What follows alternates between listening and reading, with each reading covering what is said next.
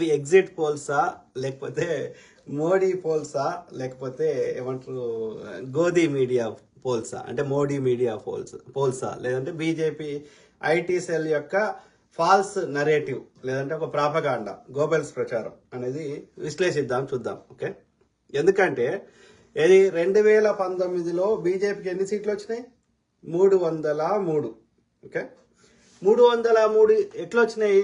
దాదాపు యొక్క ఇది సౌత్ ఇండియాలో బీజేపీకి పెద్దగా రాలేదు, ఒక కర్ణాటకలో తప్ప. ఓకే, కానీ నార్త్ ఇండియాలో దాదాపు 80, 90, 100% దాకా కూడా బీజేపీకి సీట్లు వచ్చినాయి లాస్ట్ టైం 2019లో. వస్తే ఎన్ని సీట్లు వచ్చినాయి మొత్తం బీజేపీకి 2019లో? 303. ఎంత మొత్తం పార్లమెంట్ సీట్లు ఎన్ని? 543. 543లో గవర్నమెంట్ ఫామ్ చేయాలంటే ఎన్ని సీట్లు కావాలి? 272. 272 సీట్లు అంటే ఎన్ని ఎక్కువ వచ్చినాయి బీజేపీకి? ఒక 30, అరౌండ్ 31 సీట్లు ఎక్కువ వచ్చినాయి. అర్థమైందా? అరౌండ్ 30 సీట్లు ఎక్కువ వచ్చినాయి. అంటే 2019కి ఇప్పటికి బీజేపీకి 30 సీట్లు తగ్గాయా? ఆలోచించండి. అంటే మనని గోధీ మీడియా ఓకే ఫూల్స్ చేస్తా అంటే చేయించుకుందామా? వాళ్ళు చెప్పిన ప్రకారం బీజేపీకి అట్లా రావాలంటే అయితే దేశ ప్రజలకి అందరికీ మతం పిచ్చిలా పడి ఓట్లేయాలి, సౌత్ ఇండియా నార్త్ ఇండియా కాకుండా.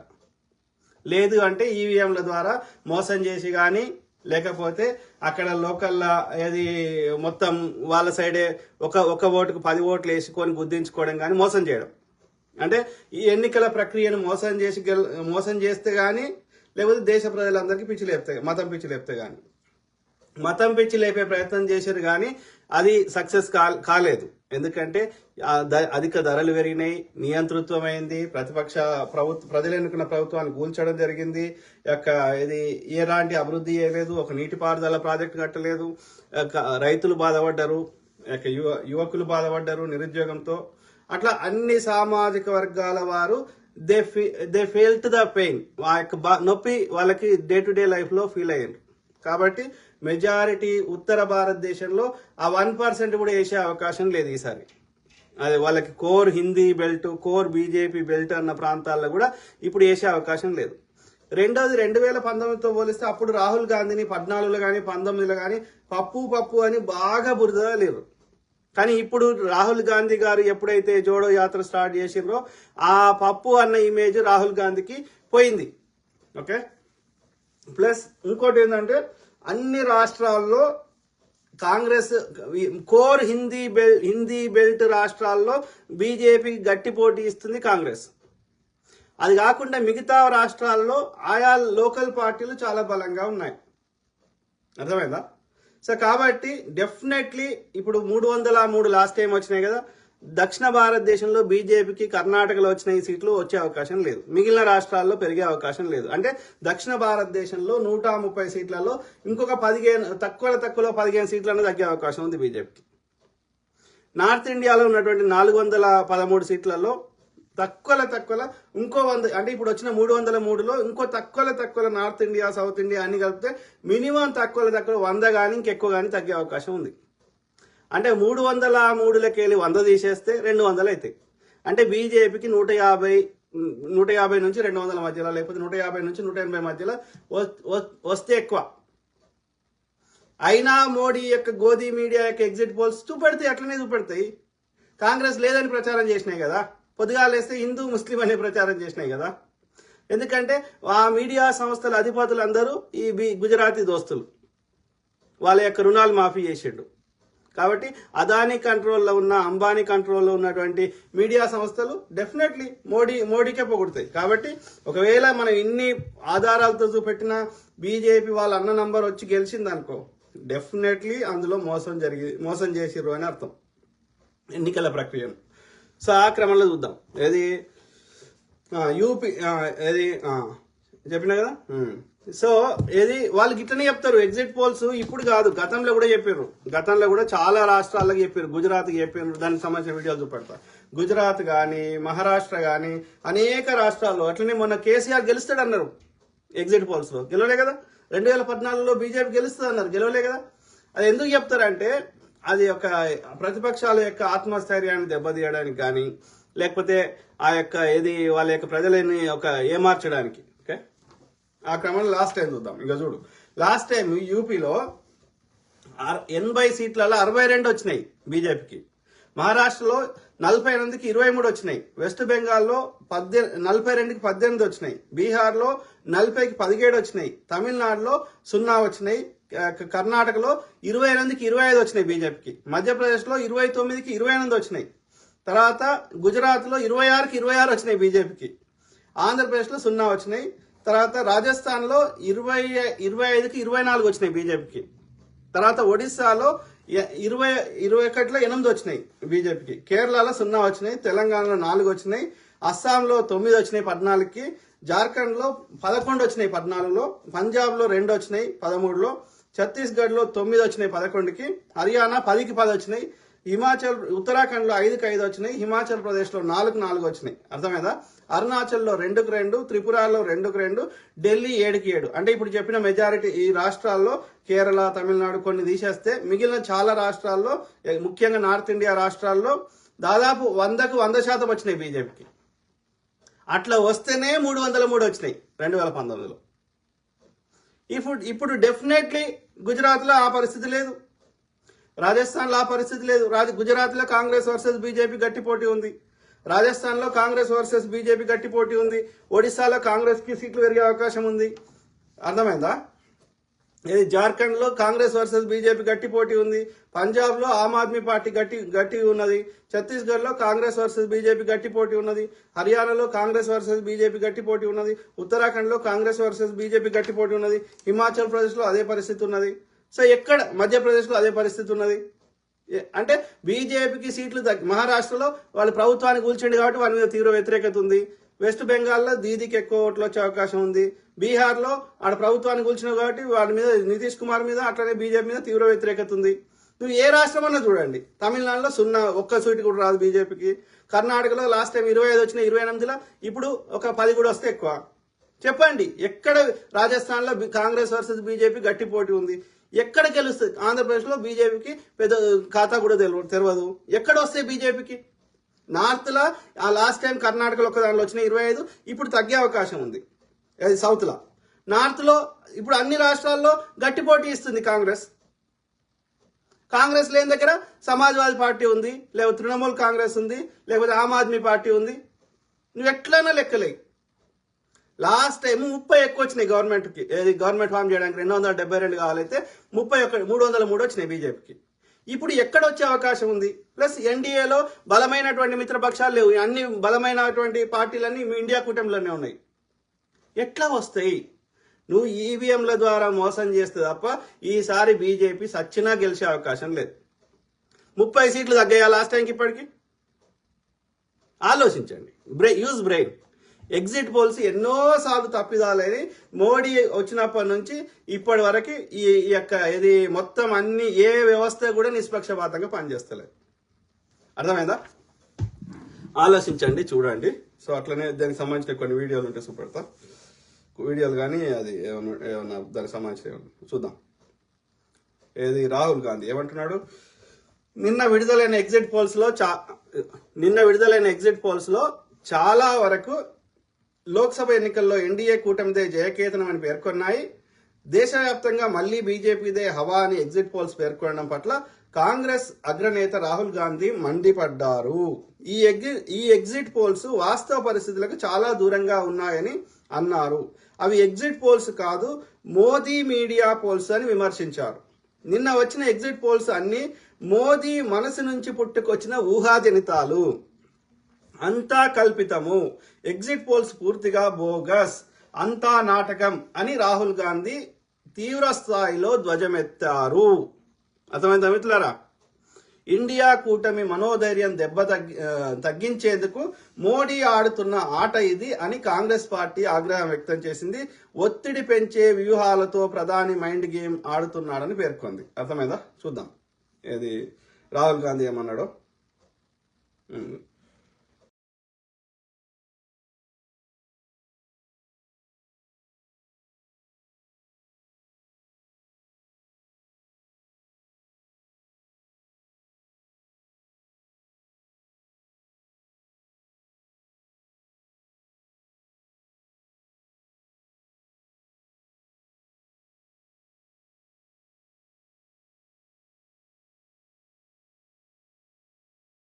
సో అర్థమైందా? అవి మోడీ పోల్స్, అవి గోధి మీడియా పోల్స్, అవి వాస్తవాలు కాదు, అవి ఎగ్జిట్ పోల్స్ కాదు.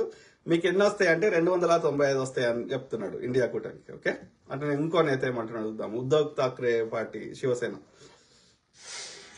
एग्जिट पोल ने इंडिया को दी टेंशन, राउत का मोदी शाह पर गंभीर आरोप। शाह को लेकर राउत का बड़ा खुलासा। लोकसभा चुनाव को लेकर सामने आए एग्जिट पोल ने विपक्षी गठबंधन इंडिया की टेंशन बढ़ा दी है। एग्जिट पोल में मोदी सरकार हैट्रिक लगाती नजर आ रही है। इस बीच पोल को लेकर सियासी पारा भी हाई हो चला है। कांग्रेस ने एग्जिट पोल पर सवाल किया है तो साथ ही उसके सहयोगी भी इसको लेकर सवाल करते नजर आ रहे हैं। शिवसेना यूबीटी नेता संजय राउत ने सवाल उठाते हुए निवर्तमान पीएम मोदी और गृह मंत्री अमित शाह पर गंभीर आरोप लगाए हैं। संजय राउत ने कहा, ये कॉरपोरेट का खेल है। अगर कल हम सत्ता में होंगे और अगर हमारे पास बहुत पैसा होगा तो हम भी जो मन चाहे आंकड़ा निकाल सकते हैं। इंडिया गठबंधन 295 से 310 सीट जीतकर सरकार बनाने जा रही है। कौन लीड करते हुए अब एनडीए, देखिए ये एनडीए है कहाँ? ये जो आंकड़ा दिया है, ये आंकड़ा हमारे प्रधानमंत्री जो साधना तपस्या कर रहे थे, कैमरा 10-12 कैमरे लगाकर वो कैमरे से आया हुआ आंकड़ा है। ये एग्जिट पोल, ओपिनियन पोल, ये कॉरपोरेट खेल है। ये पैसा फेंको, तमाशा देखो, जो आंकड़ा चाहिए आप निकाल सकते हो। अगर कल हम सत्ता में होंगे और हमारे पास अमर्याद पैसा होगा तो हम भी, हमें जो आंकड़ा चाहिए वो एग्जिट पोल के माध्यम से हम निकाल सकते हैं। ये मटका है, समझा ना? ये हमें मालूम है। किसी भी हालत में इंडिया ब्लॉक, इंडिया अलायंस 295 से 310 उसमें सीटें जीतकर सरकार बनाने जा रही है। इंडिया आघाड़ी सरकार बनाएगी। ये डर है। ये जो आंकड़े आते हैं ना 10, 15, 20 एग्जिट पोल की कंपनी से, ये खेल है, धंधा है भाई। करेक्ट। ठीक है, एनजीओ चला रहे हैं क्या? कोई पैसा देता है, उस हिसाब से वो आंकड़े लाकर सामने रखते हैं। दबाव भी है सबके ऊपर। जयराम रमेश जी ने कल एक ट्वीट किया है, कल जानकारी दी है कि अमित शाह जी गृह मंत्री, देश के जो आज कार्यवाहक गृह मंत्री है, लगभग 150 से ऊपर कलेक्टर्स, डीएम को फोन कर चुके हैं और धमकियां दे रहे हैं। क्यों? क्या चुनाव में गड़बड़ी करना चाहते? मतगणना में गड़बड़ी करना चाहते? आप धमका रहे हो? अपने हिसाब से निर्णय में फेरफार करना चाहते हो आप? ये आपकी डेमोक्रेसी है? ये आपका लोकतंत्र है? तो हमारा सबके ऊपर पूरी तरह से ध्यान है। इंडिया आघाड़ी सरकार बनाने जा रही है, इंडिया ब्लॉक। महाराष्ट्र में आंकड़े, आप, मुझे मालूम नहीं आंकड़े क्या दिए आपके, वो हम 35+ जीतने जा रहे हैं। महाराष्ट्र में हम जीतने जा रहे हैं और हम जीतेंगे। అర్థమైందా మిత్రులారా? సో ఇండియా కూటమి గెలుస్తుంది. అట్లనే ఈయన మన కాంగ్రెస్ అధ్యక్షుడు, ఇండియా కూటమి కీలక నేత మల్లికార్జున ఖర్గే గారు ఏమన్నారో విందాం. इंडिया गठबंधन के सभी नेतागण,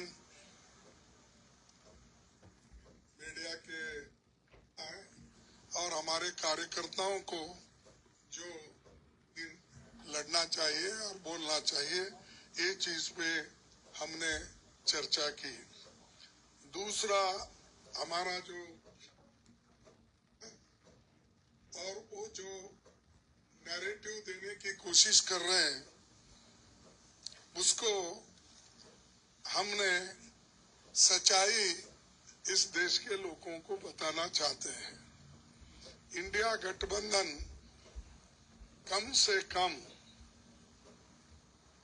295 सीटें प्लस 295 से ज्यादा आएंगे, कम तो नहीं आएंगे। ये हमने आकलन किया कि सभी हमारे नेताओं से पूछने के बाद ये एक आंकड़ा हमारे पास मिला है और इस आंकड़े में कोई बदलाव नहीं है। ये एक जनता की सर्वे है, हमारा सर्वे नहीं है। जो जनता ने सीधा हमारे को कहा है और हमारे नेताओं को जो इंफॉर्मेशन दिया है, ये इंफॉर्मेशन पहुंचाया है, उस आधार पर ये हमने आज आप लोगों को बता रहे हैं। सरकारी सर्वे तो होते हैं क्योंकि उनके पास बहुत से आंकड़े बनाने का, बिगाड़ने का ये पहले से भी है, और उनके चंद जो मीडिया के दोस्त हैं उसको हाई फाई करके वो भी लोग बताते हैं। इसीलिए हम आपको सत्य बताना, रियलिटी बताना, जनता का क्या मन है, जनता जो कहती है वो हम आपके सामने रख रहे हैं। गुड। और पूरे ऑल पार्टीज का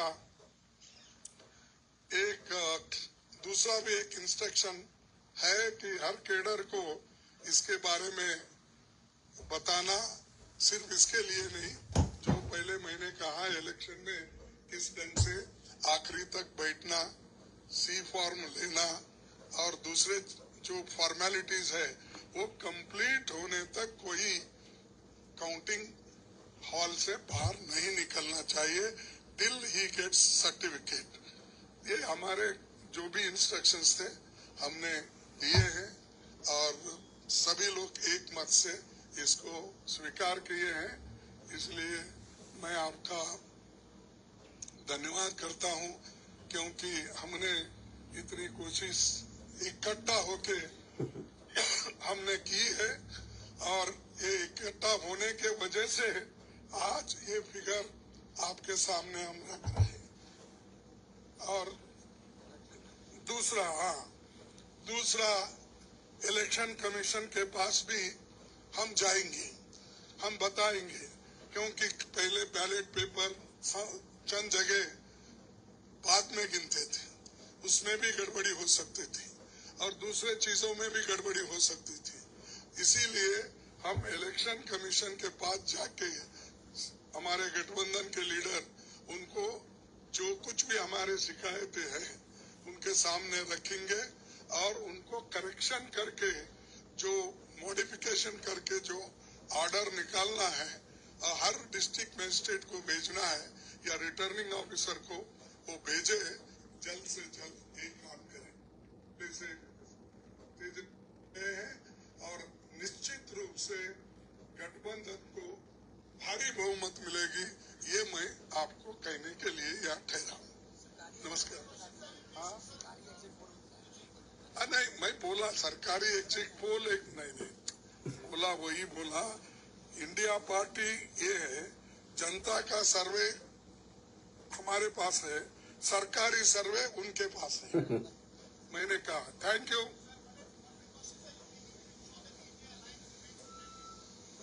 We are united only. Why you are dividing?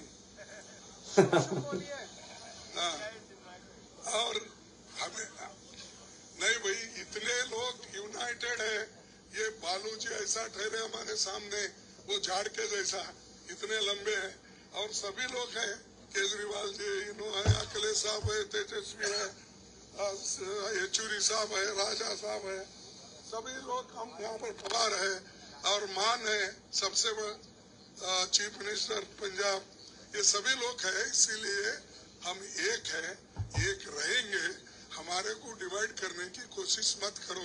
नमस्कार, थैंक यू।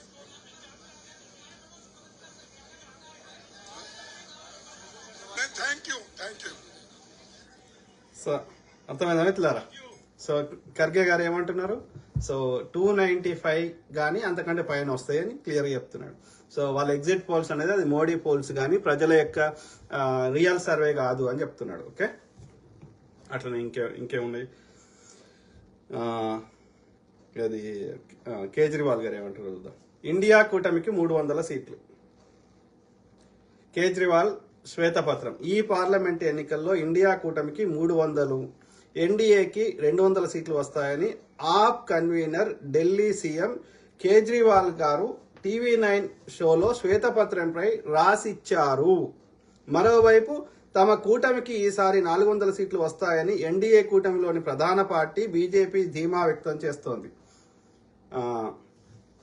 ఈ నేపథ్యంలో కేజ్రీవాల్ ఇలా పేపర్పై రాసి ఇవ్వడం ఆసక్తికరంగా మారింది. కేజ్రీవాల్ నేతృత్వంలోని ఆప్ ఇండియా కూటమిలో ఉన్న సంగతి తెలిసిందే. ఓకే, సో గ్యారంటీగా ఇక్కడ బీజేపీ ఓడిపోబోతుంది. ఓకే, అట్లా ఇంకా ఈ పొలిటికల్ ఎక్స్పర్ట్స్ ఏం చెప్పారో చూద్దాం. అట్లా ఇది చూద్దాం. ఇండియా జీతేగా, ఇండియా జీతేగా, జీతేగా. ఓకే, సో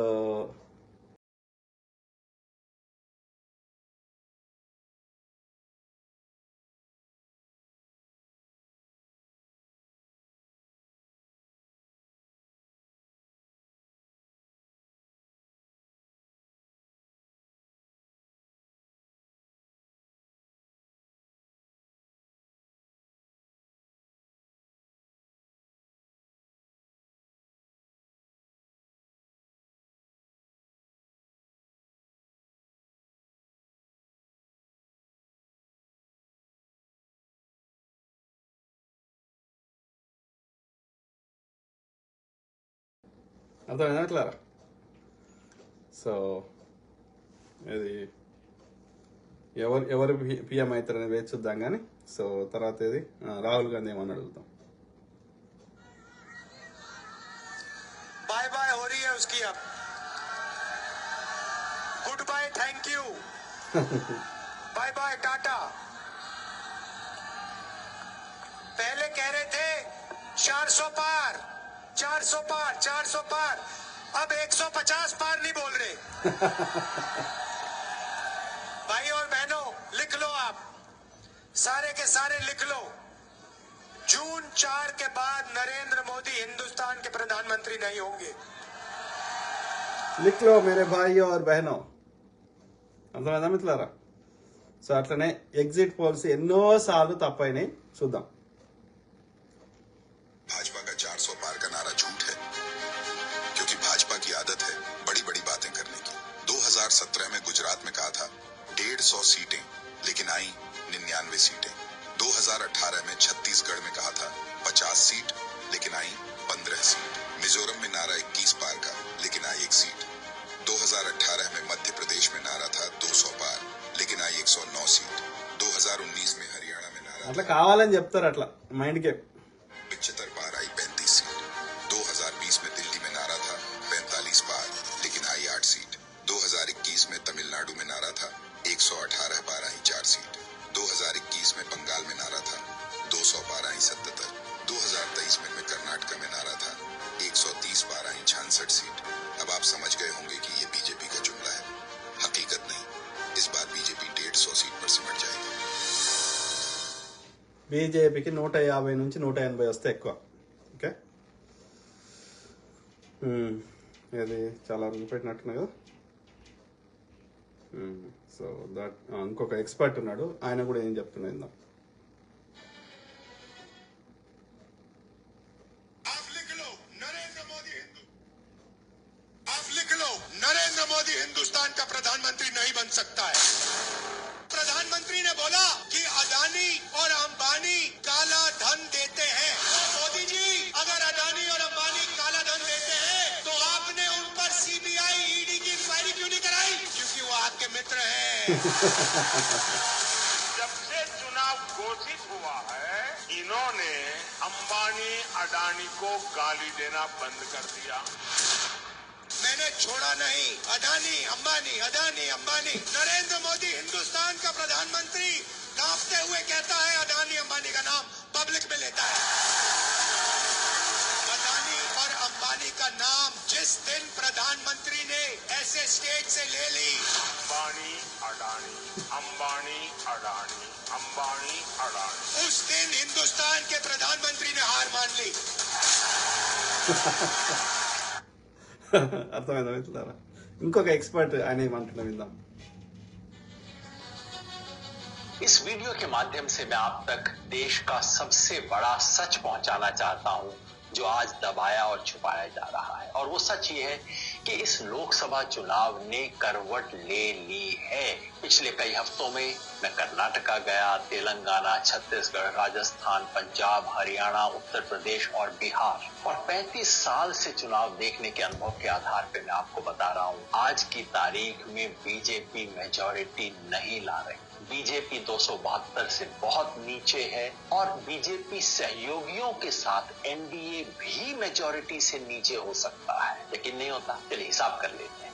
2019 में बीजेपी को आई थी 303 सीट और अपने सहयोगियों के साथ एनडीए को मिला के आई थी 353। अब एक एक स्टेट में देखिए क्या नुकसान और फायदा होता है। कर्नाटका 28 में से 26 एनडीए के पास हैं और उन्हें कम से कम 10 सीट का नुकसान है। महाराष्ट्र में 48 पे 42 में बैठा एनडीए कम से कम 20 सीट हार रहा है। राजस्थान में और गुजरात में 51 में से 51 सीट इनके पास है। दोनों में मिला के कम से कम 10 सीट का नुकसान और हो रहा है। हरियाणा, पंजाब, चंडीगढ़, हिमाचल प्रदेश और साथ में जोड़ लीजिए दिल्ली, इनमें मिला के कम से कम 10 सीट का नुकसान हो रहा है। अब आइए मध्य प्रदेश, छत्तीसगढ़ और झारखंड को मिला लीजिए, यहाँ ज्यादा नहीं लेकिन इन तीनों में मिला के 10 सीट का और नुकसान हो रहा है। बच गया उत्तर प्रदेश, साथ में जोड़ लीजिए उत्तराखंड, मिला के पिछली बार 69 सीटें इनके पास थी, यहाँ कम से कम 15 सीट का नुकसान है। और फिर बिहार 40 में से 39 सीट पे बैठी हुई एनडीए को कम से कम 15 सीट का नुकसान और है। कुल मिला के अब तक हो गया 90 का हिसाब। पूर्वोत्तर देख लें, पश्चिम बंगाल, पूरा नॉर्थ ईस्ट और साथ में जोड़ दीजिए जितने भी छोटे मोटे यूटी हैं, ज्यादा नहीं, यहाँ पे भी मिला के 10 सीट का और नुकसान है। यानी कि अब तक हमने देखा बीजेपी और एलाइज को 100 सीट का नुकसान, 75 का सिर्फ बीजेपी को और 25 का एलाइज को। लेकिन आप कहेंगे कुछ जगह फायदा भी हो सकता है। हाँ, तमिलनाडु, केरला और तेलंगाना में मिलाकर बीजेपी को 5 सीट का फायदा हो सकता है और आंध्र प्रदेश में चूंकि टीडीपी साथ है तो वहां सीधे 10 सीट का फायदा हो सकता है। टोटल कर लीजिए, बीजेपी को 65 सीट का नुकसान, एलाइज को 15 सीट का नुकसान। यानी कि अगर आज की स्थिति को देखें, ये मोटा गणित है, कोई एग्जिट पोल नहीं है, आज की स्थिति को देखें तो बीजेपी 233 पे 70 सीट का नुकसान, साथ में एलाइज को जोड़ दें, एलाइज को आएंगी 35 सीट आज के हिसाब से, यानी कि 268 मेजॉरिटी से एनडीए भी नीचे हो सकता है। कम से कम आज की तारीख में नीचे चल रहा है। मैंने कहा था मैं एक जमाने में भविष्य बताने का काम करता था, अब भविष्य बनाने का काम करता हूं। तो फिर आपको क्यों बता रहा हूं सेफोलॉजी? वो इसलिए कि इस देश का पूरा तंत्र, पूरा मीडिया, पूरा टेलीविजन चैनल्स और ये इलेक्शन एक्सपर्ट सब मिलके ये प्रोपेगेंडा कर रहे हैं कि भाई बीजेपी जीत गई। और इसका असर क्या पड़ता है? आम व्यक्ति कहता है साहब मैं तो शायद नहीं दूंगा लेकिन आएगा तो मोदी। ये जो भावना बना दी गई है भाई आएगा तो मोदी ले देगी, ये झूठ टूटना चाहिए, लोगों तक सच पहुंचना चाहिए। ये सच बताना मेरा काम है और आपका भी। शेयर जरूर कीजिएगा। అర్థమైందా? 30-35 ఏళ్ల నుంచి ఎన్నికలలో దగ్గర నుండి ఆయన పరిశీలించి అన్ని ప్రాంతాలు తిరిగి కంటిన్యూస్ పనిచేస్తున్న ఎక్స్పర్ట్. అర్థమైందా? సో నువ్వు ఎట్లా లెక్కలు వేసుకున్నా తక్కువలో 100 సీట్లు తగ్గుతాయి. అంటే బీజేపీకి 150 నుంచి 180 మధ్యలో వస్తే ఎక్కువ. రాసి పెట్టుకోండి. So simple. చాలా వరకు దాదాపు అన్ని చూపెట్టినట్టున్నా, ఇంకొకటో రెండో ఉన్నాయి చూపెడతాం, దాన్ని కూడా.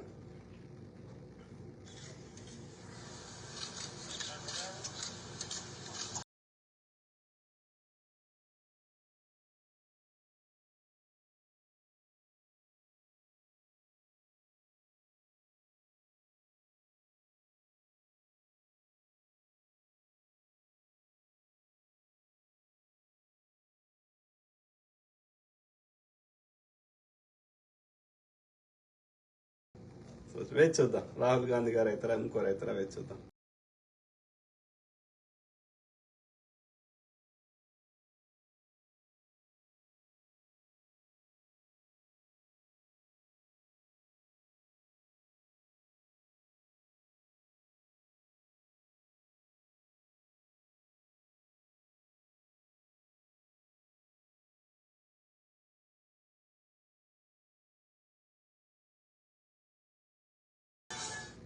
ఎవరైతారో వేచి చూద్దాం. రాహుల్ గాంధీ గారు అవుతారా, ఇంకోరు అవుతారా, ఖర్గే గారు అవుతారా, ఇంకా లేకపోతే వేరే లీడర్ అవుతారా, వేచి చూద్దాం. కానీ ఏది ఏమైనప్పటికీ బీజేపీ పోతుంది. ఓకే, మీ అంతా పోతున్నాడు, ఈ అబద్ధాల కోరు పోతున్నాడు. ప్రజలు ఇది మళ్ళీ మనము సైన్స్ కాంగ్రెస్లు, ప్లానింగ్ కమిషన్లు, ఒక అభివృద్ధి చేసుకునే స్థాయికి వస్తాము, అందరూ ఊపిరి పీల్చుకోగలుగుతారు. సో కాబట్టి ఈ పొద్దుగాలేసి హిందూ, ముస్లిం, పాకిస్తాన్ ఇది కాకుండా రైతుల సమస్యలు, ఇంకా డే టు డే సమస్యలు, సిలిండర్ మళ్ళీ 400, 500 వచ్చేటట్టు చేయడం, ఇట్లాంటి డే టు డే ప్రజా సమస్యలు, ధరలు తగ్గించడం, ఉద్యోగ కల్పన, ఇట్లాంటివి జరుగుతాయి. కాబట్టి ఆ దరిద్రం పోతున్నందుకు సంతోషపడదాం.